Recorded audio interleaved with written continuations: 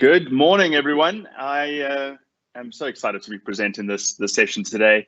The downside of all of these kinds of webinars is that I don't get to see all of you. I don't get to see your reactions. I don't get to see what you're thinking, what you're feeling as we go through these presentations.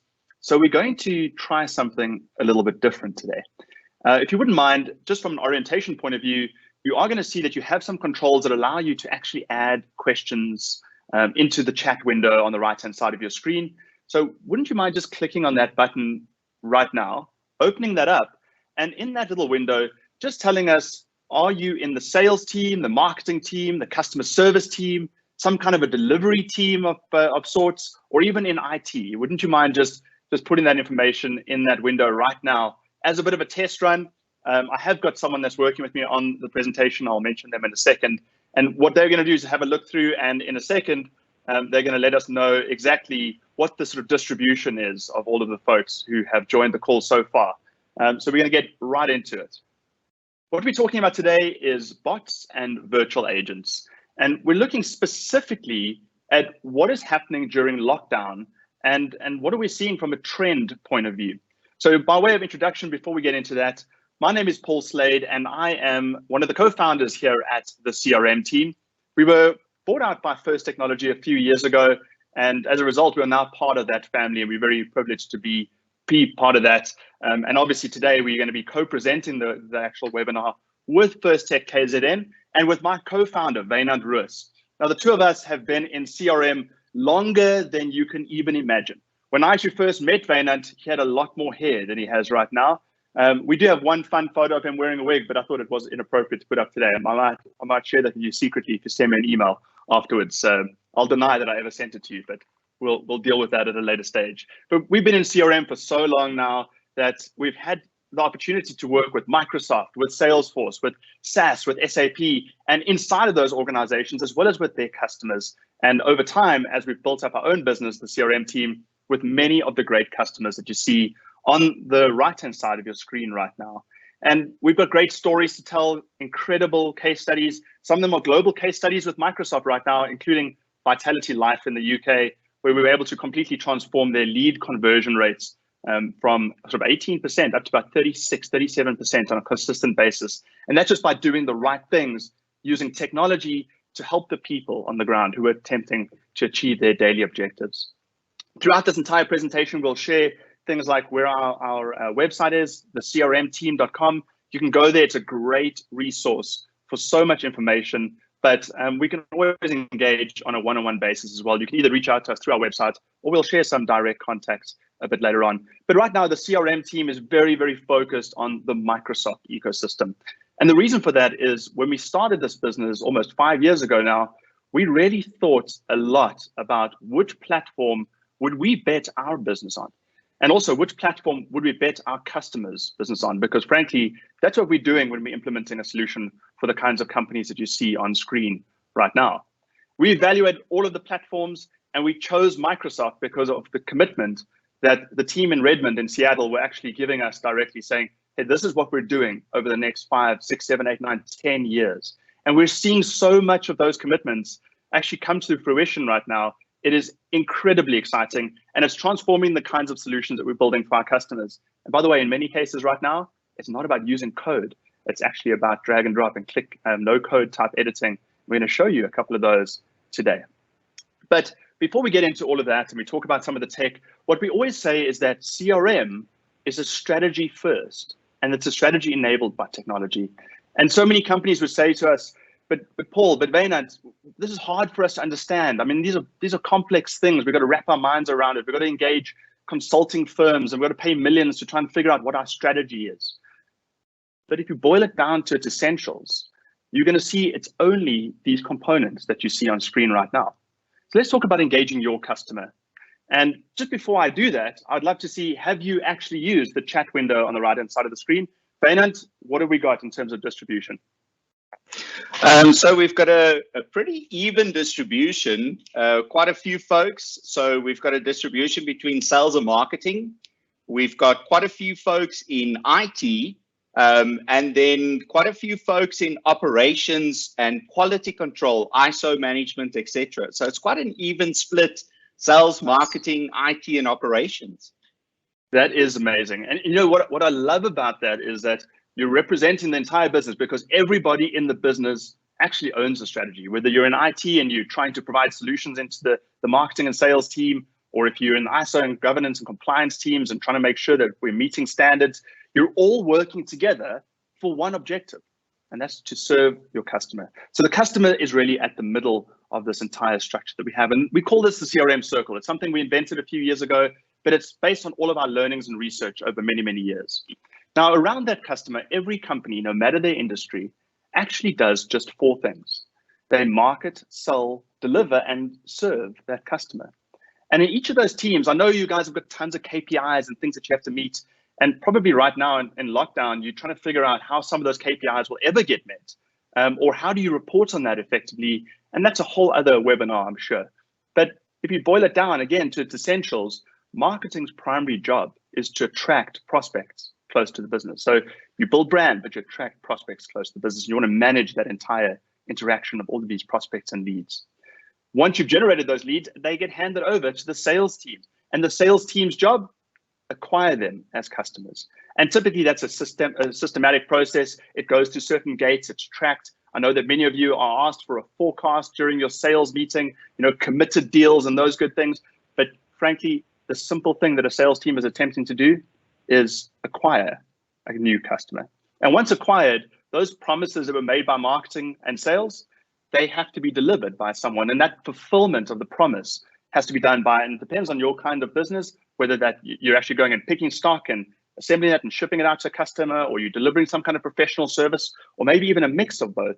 You want to be able to understand what those commitments were and then actually deliver on them. I did hear someone again saying the other day that the marketing and sales team, they seem to be telling people about stuff that we don't quite do just yet. But the saying that we love to say at the CRM team is that marketing and sales can drive innovation. So we'll see how true that is later on in the discussion.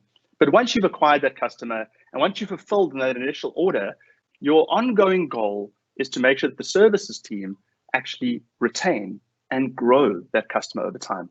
You've all heard the stats, and people twist them and manipulate them in terms of what those ratios actually are. But you know that it's so expensive to acquire a customer, and it's so much less expensive to serve that customer over time. But that's where your revenue really comes from. And I'm not going to go into those stats because I think you've all heard them before. But this is not a linear process. This doesn't happen once off. This is a cyclical thing. This happens over and over and over again. You need to make sure that your marketing team and sales team and delivery team are consistently engaging with the customers that you've already acquired. And that is what builds your customer life cycle. Now, in each of these different areas, we've got loads of tool sets. We've got some incredible KPIs and business measures that can actually break it down into more granular detail. And we've got some tools that tell you what you should do next based on where you are right now in your journey. So we can always unpack that a little bit later on.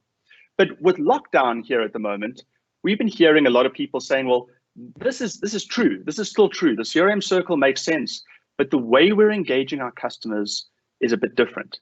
We're also hearing loads of people saying that during lockdown, they're busier than they've ever been before. I know that was true for me yesterday. I had back-to-back conference calls and barely got a chance to even leave my desk. But it's thanks to things like Microsoft Teams that we're able to do that. But I know that you're also busy. So the question then becomes, well, how do you serve customers? How do you engage your customers the right way? And not get into that busy mode, that mindset where you're just wheel spinning everywhere? How do you offset some of that hassle? How do you find efficiencies and productivity gains? And the one place that we're seeing our customers actively do that is in the bot space. Now, bots are great. I mean, in many cases, they're very, very simple. They sit on a website and they'll take someone's information down. What do you need? I need this. Sorry, no one's available right now, but can you give me your email address and I will help you? And that's exactly what happens. But that gets sent off in the background and somebody else has to work on that. So again, the bot hasn't really solved its overall purpose. So what we're seeing is that companies are saying the bots are great, but how do they really fit in? And that requires us to take a step back and actually look at the strategy in a bit more detail. So in a traditional sense, let's use this example. It's just a quick animation. You'll see the clock running on the top left-hand side. And this is Paul asking for a statement on his account. And Paul's talking to Sandy. He's having a direct chat with her, which can either be online or by a telephone call. And he's saying, hey, can you please just give me a statement on my account? Sandy's getting the account details. Obviously, there would be some security checks. Sandy goes into the background and she swivel chairs between different systems to confirm that Paul is who he says he is, that his statement is accurate, and then they're going to draw that down and actually send that off to Paul. So there we go. Let's see. Thank you for holding. And the end result from our research is typically that takes between 16 and 18 minutes to resolve, which is great. That's actually not a bad turnaround time.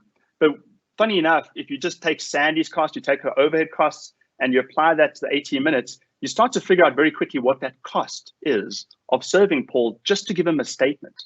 And we know that, hey, there's new ways of doing that. So the second way is to use things like smart customer portals, where Paul can go in, log his details, and automatically it will create a ticket in the background in the CRM system, and someone will pick that up. In this case, again, Sandy's picking it up, and she only needs to spend the time working on it that is relevant.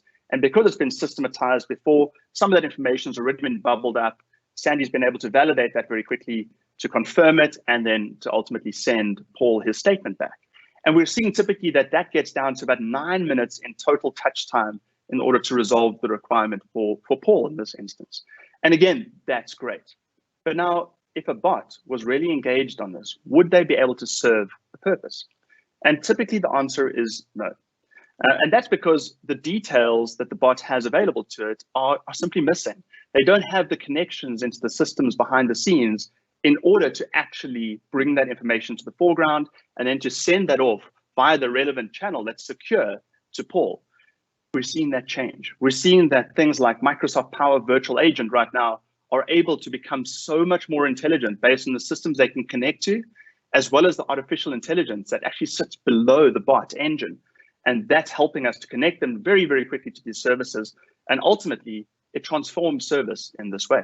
So here's the virtual agent asking if he can help Paul, or it can help Paul. And it's giving Paul a couple of options that are standardized to the solution. Paul wants his latest statement, his account, and instantly the bot can use the secure and approved channel to send that information off to Paul. And we're seeing that done in a minute. It is absolutely transformative in terms of cost.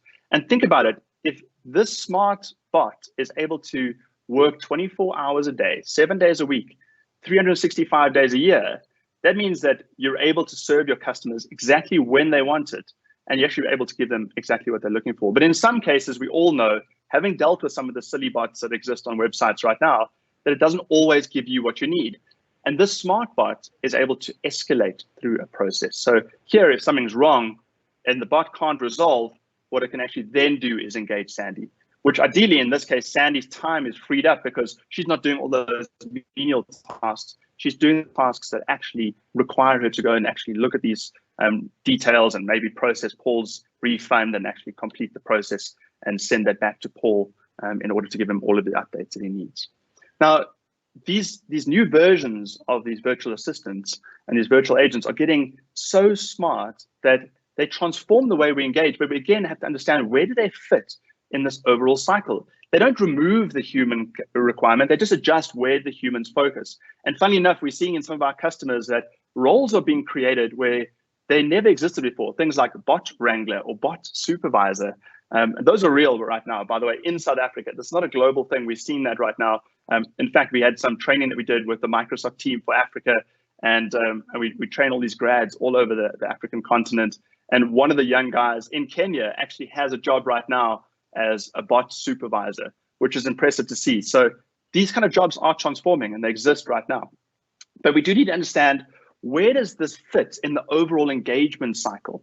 And typically we look at this from an omni-channel perspective. We say, well, the normal journey looks like this. We think about customers engaging all these different levels, and we want to make sure that they can engage in those levels, but we want to be able to say, if you engage us initially on the web or via social, etc., we want to take that context, move it to the next channel, and ideally deal with the customer in the simplest way via the lowest cost channel and escalate as required. Or if someone's a VIP customer or urgently needs an escalation, to jump a few levels. And that's normal in our omni-channel type customers and contact center and service center type environments.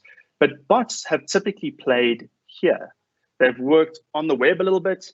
They've worked in that community FAQ space, maybe in some of the live chat type scenarios, and then they've typically handed them off. But this new version, this Power Virtual Agent that we're talking about, these AI-enabled capabilities are now seeing us actually spread where these services are able to be deployed.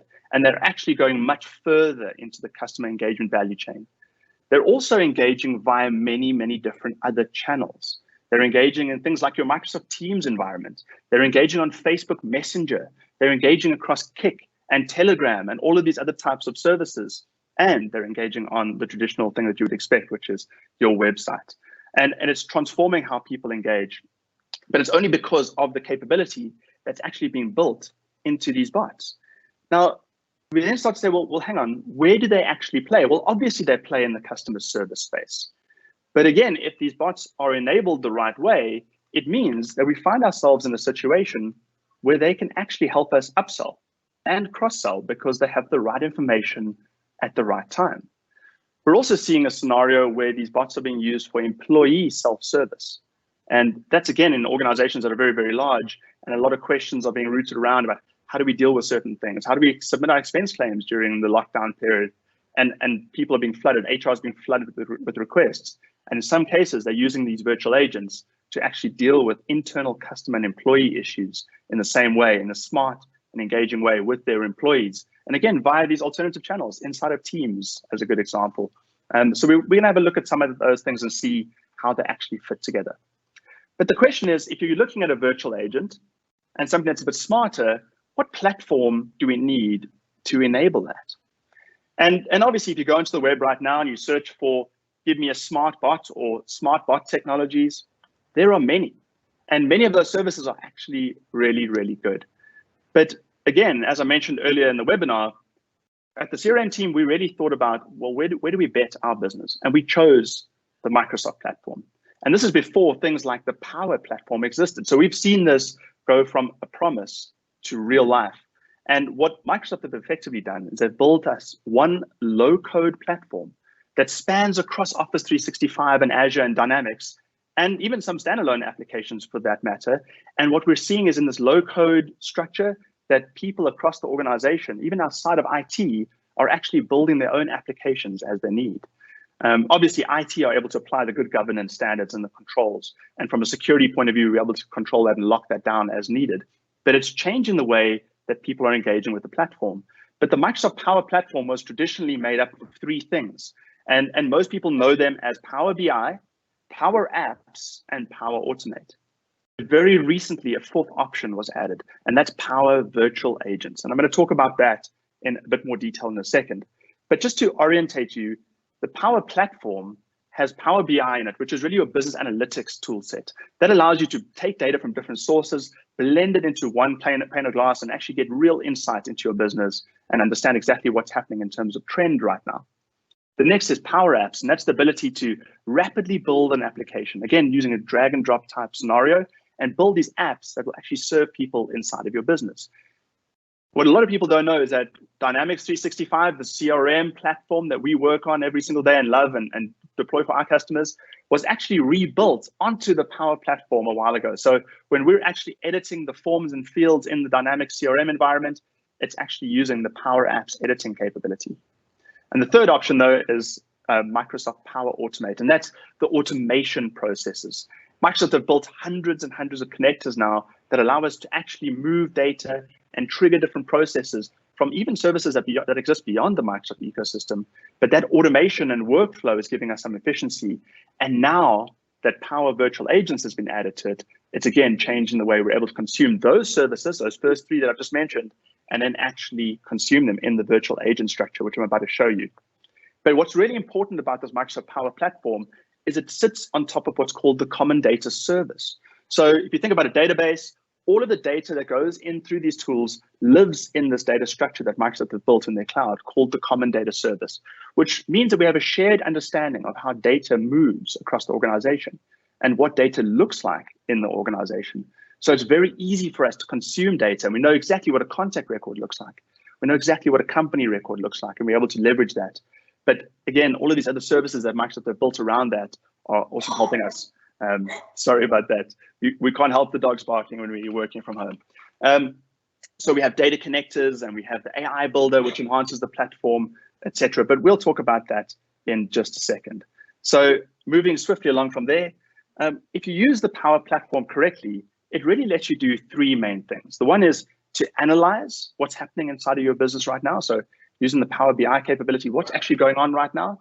And then based on that analysis and insight that you've gotten, we're able to take an action. And the action that happens on the back of that, we're able to learn from. So maybe you want to build a quick app and just say, well, how do we deal with this? What kind of app do we build that makes it easy for us to share information around COVID or to track our leads and opportunities and deals, and then actually pass that back into the Power BI platform for analysis. But ultimately, once we figure out what's working, we're able to gain efficiencies by automating processes throughout our entire business. And that's all done on this overall platform. But now it does fit in with the broader ecosystem, and Microsoft talk about this as the one Microsoft story. So the Power Platform all lives on top of the Microsoft cloud, the Azure cloud, and it actually spans across the tool sets that I mentioned earlier, Dynamics 365 and Office 365.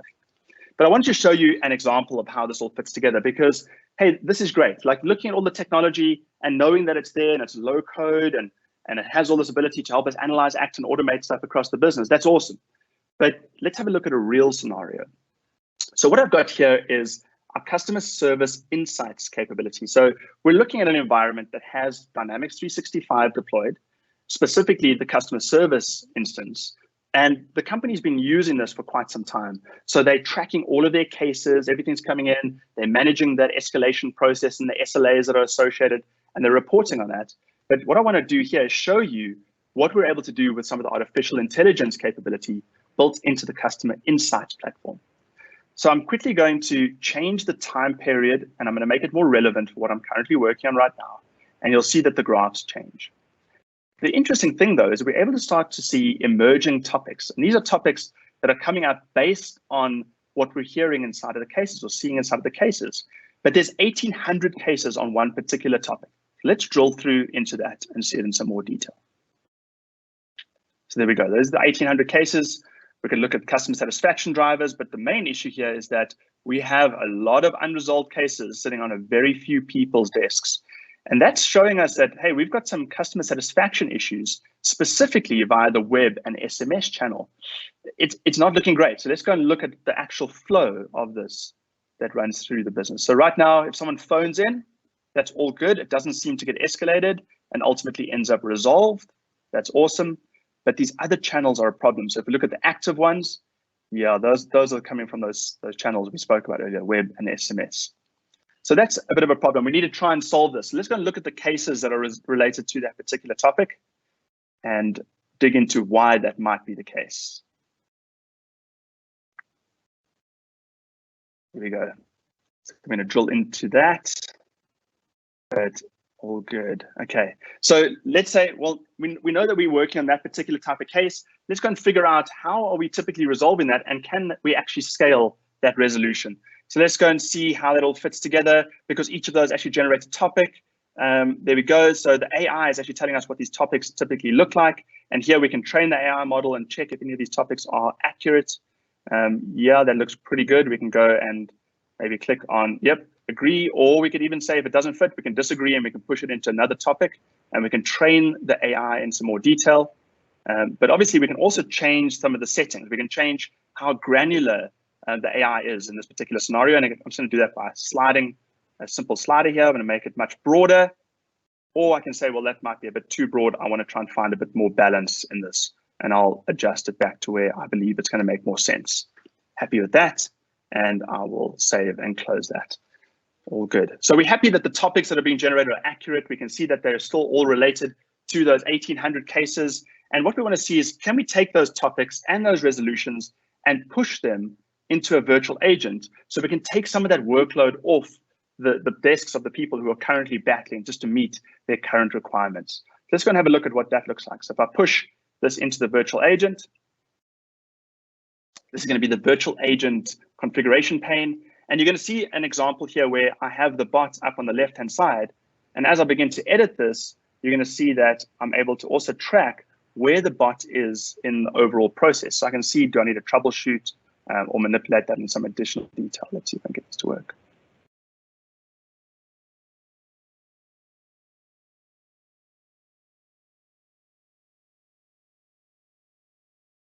There we go. Okay, so let's do that again. And apologies, I'm having a little bit of an issue there. No, you think you record a demo and it will make it easier, but hey, it's always going to creep in these little demo crimes and little gremlins. Okay, let's redo that. There we go.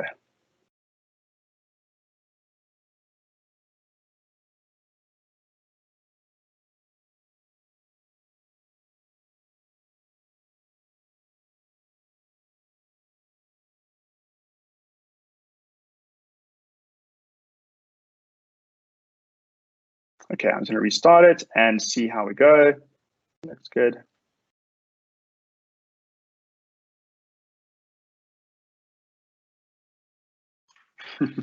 Paul, I've had some questions come in. Go for it, Bernard. In the interim. So is now a good time to answer those questions? Are you all right with that? Let's see if I can get this thing fixed. But I think if you throw out the first question, and I would actually love to try and get this fixed and then continue. But let's see how we go. Okay, perfect. So the question that we got here is it possible to gather data and track interactions from other bots? For example, if you look at Facebook Messenger or WhatsApp, for that matter, is it possible to to integrate this into those platforms and track interactions from those platforms as well? That's an incredible question. Let me actually jump out of this and attempt to redeem myself by showing you exactly where that happens. The spinning beach ball of death. Someone's going to say it's a Mac problem. Someone's going to say that, there's no doubt about it. I'm pretty sure that that's going to happen. So let me jump out of this. The answer is, in some ways, yes. Now, I'm going to actually open up our interface here, which is currently Chrome. And I'm actually looking at the exact same structure that I was talking about a second ago and attempting to play the video. Now, when I actually go ahead and build my bot, I'm able to publish this out to different services. And if I look at the different channels here, you'll see it's got the normal expected ones like custom website, etc. But you'll see it also includes all of these other channels: Facebook, Facebook Messenger, Telegram, etc. These are the standard channels that are currently available. So you're able to build this bot and deploy it, and actually deploy it via these different channels, which means anyone that interacts with you via Facebook, via things like Skype, via your website, all of that data will come into the virtual agent and actually go into the same common data service that I mentioned earlier on. Do you think that answers the question? That's absolutely perfect. Thanks, Slade. Okay, let's attempt to go back into this. If it doesn't work, we will pivot and adjust from there and see how we go. Let's have a look here.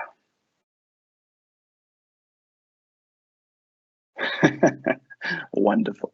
Okay, skip it is the way we're going to go. So we're going to go old school, and I will show you what it looks like in the actual interface. I think that's going to be the best way to do it. Perfect, perfect. Okay, so by way of orientation, here we are on the homepage of the Power Virtual Agent environment. And I've just got a test bot up here, guys. I didn't go and build out a ton of extra effort here. I didn't want to go and hack it in a way that went, hey, Paul's been building this thing for weeks, and now it looks kind of smart. That doesn't make any sense. We're pretty sure he's hacking it behind the scenes. This has literally been deployed just a few minutes before this particular call. So what I want to ask this bot, which I haven't trained at all, is what is CRM? And the bot's going to come back and go, I have absolutely no idea what you're currently talking about. And that's obvious because I actually haven't trained the bot yet. So how on earth would it have known? Well, it requires us to feed it with topics. So let's go and have a look at how I add those topics. Now, this is a common sort of question we get. We get guys going, this is wonderful. The platform looks great. I can rapidly build out the bot. But then how do I maintain this thing? And I mentioned bot wranglers and bot supervisors a bit earlier on. But hey, we don't want to go and try and conceptualize every single topic that someone might actually come up with. So the earlier scenario I had there is that this customer service insights environment was automatically generating the topics for us, which I could have pulled into this particular interface. But there's also another simple way. So let's go and suggest some topics. And what I'm going to do is I'm actually going to go to our company blog.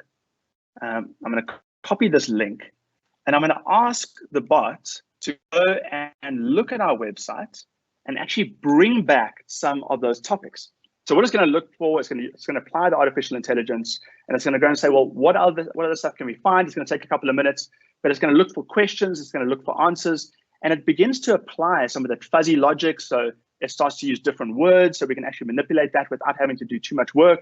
And it'll begin to understand maybe what those different sentences mean, what the syntax means, and it will start to make inferences about what questions might go with which answers and vice versa. So as that happens, you're going to see I currently have 0 suggested topics, but in a couple of seconds, it's going to return a whole lot of topics based on actually looking directly at our blog. And under the suggested topics section, it's going to actually automatically pull through a whole lot of those options for us. Let's give it a moment.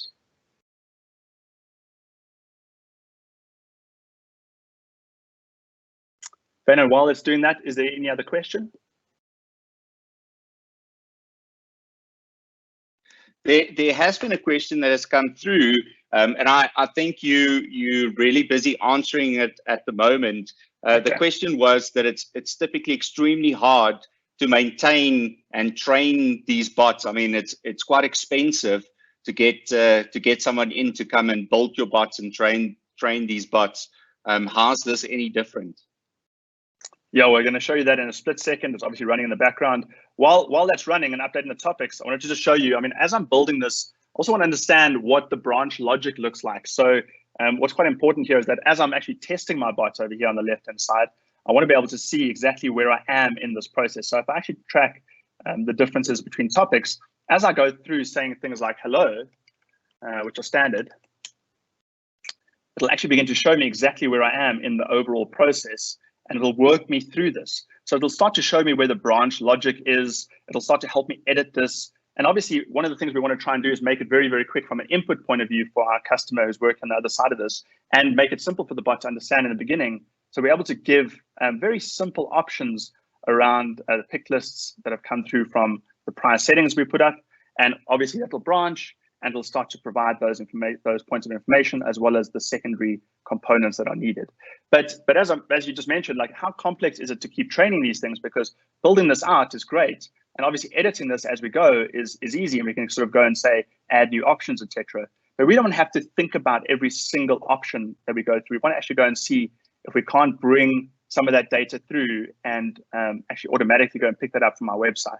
So there you go. The website trawling has already been done by the AI, and it's got 15 new suggested topics. And it's automatically gone and said, hey, look, I found a whole lot of things that actually might make sense here. So do we need sales? Do we need Excel to help our sales team excel? What's new in Dynamics 365 for sales? And I can go ahead and select all of these different options, and I can promote them into the standardized topics that I have for the rest of the service. And as soon as I go into that, I can decide if I turn them on or off. So you'll see those options here, and I can decide, hey, that's great. Let's turn that on and turn that on. All great. And so the bot you'll see updating on the left-hand side of the screen. And so now if I go back and I ask the bot any of those questions, it should actually return an answer. So what's new in Dynamics 365 for sales? And now if I send that in, it should automatically come up with an answer without me having to do any extra work besides just pointing it to my website.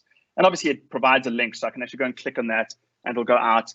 It also begins to learn, was this successful? Did it actually work? So if I say yes, that's fantastic. It'll say, that's awesome. Please give me a satisfaction rating. And I can say, well, it was pretty good. It was a bit of a long-winded answer and I had to go out to the website. So I'll say that that's good. And all of that information actually then gets stored into this common data service that I mentioned earlier on. And so I say, well, I don't need any help on anything else. All happy, that's great. And remember that that will all go into the background and allow me to actually go and update my analytics around that. So once I'm happy with my bots, I can go ahead and publish this into whatever one of those services are that I chose, or all of those services for that matter. And here I've just published it out to a demo website. And obviously I have the ability to go and ask it those exact same questions that we spoke about there. And I can share this with my organization for people to test, and then I can deploy it out to the rest of the org as I would need from there. Now, if I go back into the PowerPoint instance, just to show you, not that same video, because that's obviously not happy, the analytics that come out on the back of this. The analytics are automatically generated. This is a standard dashboard. We haven't manipulated this in any way. And what's happening here is it's showing exactly how many sessions are live, what the abandon rates look like, where people abandoned, why they abandoned, and ultimately what the customer satisfaction score was. And all of those components, especially around customer satisfaction score, we don't have to do any work on. As long as the customers are clicking one of those emojis, etc., we're able to bring that information back and run it from there. But I did mention earlier on that this is part of the Microsoft Power Platform. And that means that these bots don't just live on their own. They don't just get fed with all of this knowledge-based type capability and get told, hey, look, go and service these customers via these platforms. What actually ends up happening is that we're able to combine it with the other services in the Microsoft Power Platform. And this is normally what breaks people's minds. They go, but this is complex. It's not. All we're actually saying is that the Power Virtual Agent allows us to use these other services like Microsoft Power Automate, which is that automation process, to go and update other systems with information or to return information from those other systems. So unfortunately, the little video clip that I had there, which I can share with you afterwards if you like, once I fixed it, will actually allow us to show you that we can trigger in that workflow process a flow which goes out to another system and returns information about the customer and about their previous purchases, and then automatically let the customer go, yeah, I'm talking about this particular purchase where I have a problem, and I can actually contextually understand that. But the data doesn't live in the virtual agent. The data lives in my system of record, the ERP system or the CRM system for that matter. The same applies to triggering actions post the call or post the interaction with the agent. I can trigger an email. I can update a case record. I can close a case. And that's all just from the Power Automate capability. And that's also a drag and drop type structure. You don't actually have to go and build a whole lot of code in order to make those automations happen across your entire business. And right now, if you're licensed for some of the Office 365 capability or Microsoft 365, you'll probably find that you have access to these tools right away. But the other tools are also relevant. So Power BI, that dashboard that you saw earlier on, being able to analyze the data and add other pieces of data into that and contextually understand it, that's the tool set that will help us blend all of that information together. And then the third one was Power Apps. So we can actually take that bot, that virtual agent that we built, and use it to update the common data service, which means that when someone picks up their mobile device and opens up the Power App that they're working on right now, maybe it's an approval, maybe it's something to do with, hey, this is an escalated case because the customer actually wasn't happy, it automatically renders itself on the Power App and a person can take an action. And again, that would all go back into the same data structure, which then triggers the processes that are relevant. But we often have questions that lead to comments like, well, our customer data actually is everywhere. So it's great that we build a Microsoft Power Automate process of flow and we go fetch data from one of those systems. But what happens if our data is everywhere? How do we deal with that? And in the same tool set that we're just talking about is a tool called Customer Insights. So Microsoft Dynamics 365 Customer Insights. And this tool allows us to take data from different services and aggregate it into one place. So we know that there's data inside your business all over the place. We know it's constantly in flux. We know there's data outside of your organization in third parties that maybe you have access to. They do data dumps or you have access to their databases based on your kind of business.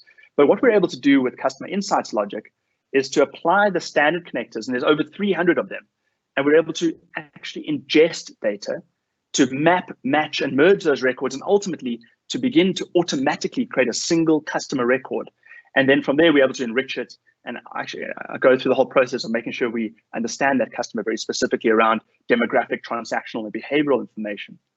That is then the kind of structure that we can then use Power BI, et cetera, to actually analyze and understand and be able to apply some of the machine learning algorithms, et cetera, and see where we have some cohorts for potential upsell or cross-sell.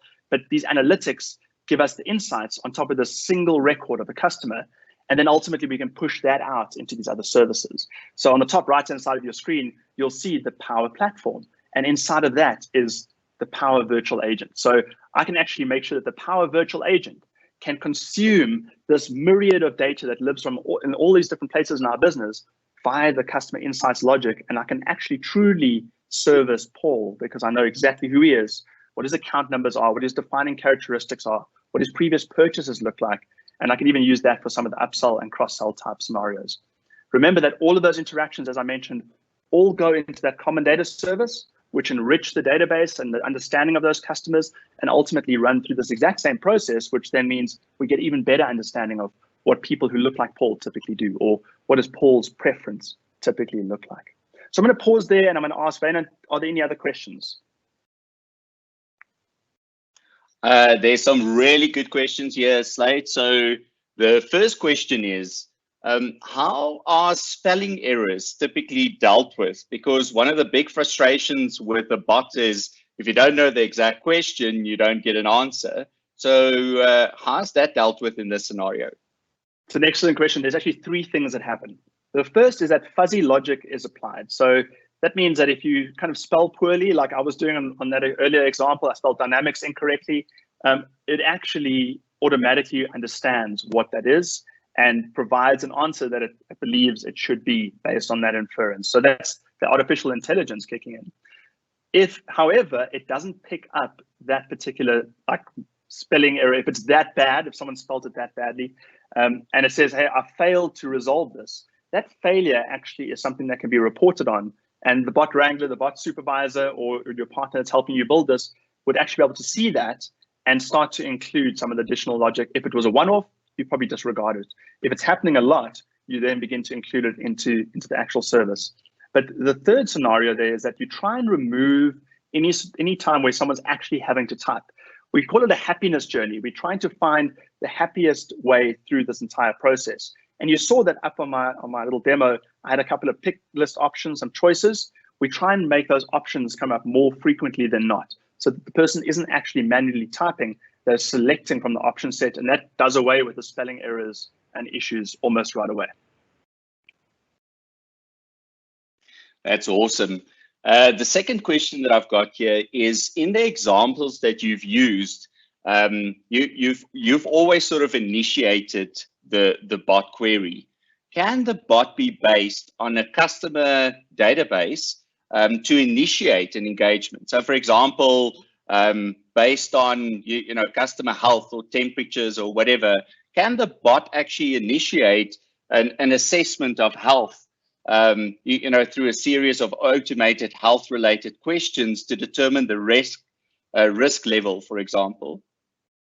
It's funny you're using those terms, health and risk. I mean, there's actually right now a scenario where Microsoft Power Virtual Agents being used to do COVID assessments, and they're actually being driven out automatically. So even though the service exists on its own, and I know I'm taking this very literally as a health check, but what's actually happening is it's actually a driven process to the end client or end patient in this particular scenario. And that can be triggered by a number of different scenarios. One is SMS, another is email. And once that's triggered, then the bot can actually engage and actually ask the right questions of the human and get that information back. But in a traditional sense, from an enterprise point of view, what we're seeing is that based on a customer status, maybe there's a satisfaction level that's an issue, we can again use those same services to initiate the engagement with the virtual agent to the customer. And depending on the channel that we choose, we can trigger that using the Microsoft Power Automate capability. Did you want to add anything else onto that, Baynard? No, the question was very much around COVID and can it be used in those scenarios? So I think what we should do is just publish that link to the website where that is currently running as a scenario. It would be a good idea. So the next question that we've got here is, what Office 365 license is required to use Power Apps, or is it separately licensed? I'm going to bounce the one straight back to you, Baynard. So I think you're the best person to answer that on this particular call. Okay, awesome. So you'll find that with many of the Office 365 licenses, you are licensed for the use of Power Apps and the Power Platform for that matter. There might be specific scenarios where you would require additional Azure consumption, for example, or depending on the number of queries that you run with Power Automate, you might require some additional capacity in that scenario as well. So it really depends on what it is that you want to do with the Power Platform, on whether the licenses that you currently have with your Office 365 environment is suffice or not. But what we will do, because this is a great question, is we'll actually publish a little page on our website as well, that just highlights what is included with Office 365 and what is typically required if we want to run the Power Virtual Agent, or we would like to run, for example, the analytics scanning capability, for example, or AI capability. So we'll definitely do that. It's a great question, Mike. Yeah, thanks, Mike. And obviously, from a first technology point of view, engage your account manager on this. Your account manager has a lot of insight into not only your environment, but exactly what the platform is currently capable of and where you might need some additional capabilities. Great. So the next statement is that, is it possible to integrate this bot with my ERP environment or with my e-commerce environment, so that, you know, when I run a query, does it contextually know who I am? Does it know what transactions I've placed in the past? Does it know what kinds of warranties I might have access to? Is it possible to contextually refer to me so that I don't have to ask the questions? It actually prompts me in a way. I'm wondering, do I risk trying to replay that scenario that I had earlier on? What do you think? Should I hit the play button? I don't think you've got anything to lose. Don't you have the video just on the side? Shouldn't we? It actually is the video, and it's embedded. So that might be the reason why that was failing. But to answer that question, that is exactly what this particular scenario is that I was attempting to showcase.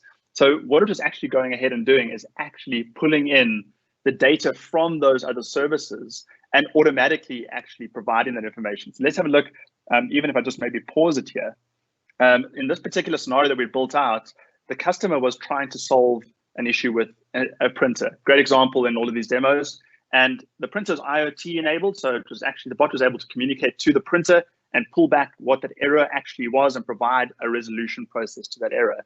But what it was actually specifically showing was what are the pre-purchases that individual had made. So because of the integration with the ERP solution, it was able to say that Alyssa, in this case, had purchased these two printers. Which one was the one she was experiencing the issue with? And then she could select it. It would actually go off in the background, run the IoT process, attempt to reset the printer, return the error, run the resolution process and check that it was resolved, and then ultimately drive an upsell, cross-sell process by saying, hey, we see that you've bought 12 cartridges in the last X months. Wouldn't you prefer to use the subscription service, which is 10% cheaper, and will actually commit you to a year of cartridges and just keep them coming through on a natural basis without you having to think about it? And Alyssa could go yes, and it would go off into the background and create the order for her.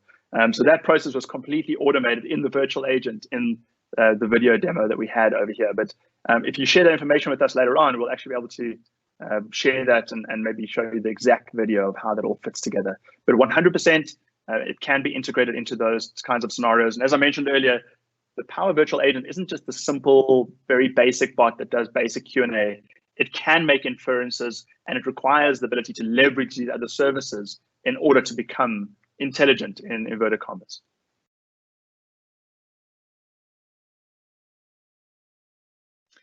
That's perfect. There's no other questions at the moment. If you maybe want to open up for other questions. That is perfect. So let's wrap it up. We're almost at the top of the hour anyway. And if you wouldn't mind, if you do have any other questions, please let us know. If you don't, and you just want to reach out to us, it's really, really simple. So the crmteam.com is our direct our direct website. If you wanted to go to the Power Virtual Agent one, I'll jump back to that in a split second, and you'll see that link come up on screen. So there it is. It's the crmteam.com/power-virtual-agent. Very simple, and you can reach out to us with a little contact form on the top right-hand side of the screen, and we can send you some of these other little videos once I've got them working again. Alternatively, you can just email myself or Wynand. And the benefit of being one of the co-founders of the business is that our email addresses are super simple. Paul@thecrmteam.com or Wynand@thecrmteam.com. Are there any other questions, and we can dive into those? None at the moment, Slade. Okay, great. So let's close it up. Thank you so much for coming and attending the webinar today. I'm pretty sure you're all extremely busy and staying on top of things. I hope that you all stay healthy And look forward to the President's address this evening. I'm pretty sure we'll learn exactly what the uplift of lockdown is going to look like, and hopefully the slow release of it. I'm pretty sure most of us are quite excited to go out to restaurants again at some point. Obviously, maintain social distance. And in this photo, we're not, but that was taken pre-COVID. So we look forward to engaging with you even more and hearing exactly about your specific requirements and assisting you from there. Thank you so much for your time today.